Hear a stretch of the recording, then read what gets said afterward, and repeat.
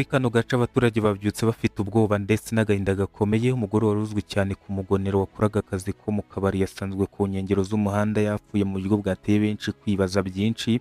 Ese byagenze gute kugira ngo bamusange bamumanuye n'imyenda yari yambaye? Naye makuru mashya ari kuvugwa kuri uru rupfu rwe ruri guteza impaka muri Kamonyi. Kanda subscribe kuko tugiye kukugezaho amakuru yose agezweho muri iyi nkuru iri kuvugisha abatari bake. Muraho neza bakunze bitoza TV Rwanda, niba ari ubwa mbere ugeze kuri iyi channel turagusaba gukora subscribe ugakanda akazogera kugira ngo ibiganiro byacu n'amakuru yacu bitazajya bigucika, ujye ubona amakuru yose mashya kandi yizewe tugenda tubagezaho umunsi ku wundi. Uyu munsi turagaruka ku nkuru ibabaje cyane yateye benshi agahinda mu karere ka Kamonyi, umurenge wa Rugarika, akagari ka Sheri, hazwi cyane nko ku Mugonero. Amakuru amaze kumenyekana aravuga ko umugore witwa Buwase wari usanzwe akorera mu kabari kari muri kano gace yasanzwe ku nkengero z'umuhanda yapfuye mu buryo bwateye benshi urujijo ndetse n'ubwoba.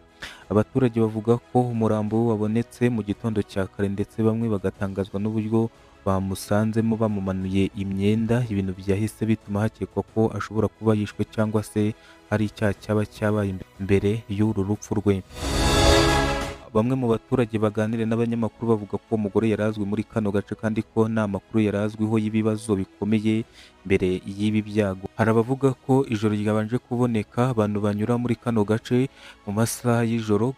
Kugeza ubu ntabwo haratangazwa amakuru arambuye ku cyateye uru rupfu rwa Uwase, ariko abaturage bo muri kano gace bavuga ko bafite ubwoba kandi basaba ko hakorwa iperereza ryimbitse kugira ngo ukuri kujye ahagaragara. Iyi ni inkuru ikomeje kuvugisha benshi ku mbuga nkoranyambaga, aho abantu benshi bari gusaba ko uwaba yaragize uruhare muri uru rupfu rwe yabihanirwa hakurikijwe amategeko. Tuzakomeza kubagezaho amakuru mashya kuri iyi nkuru uko azagenda amenyekana.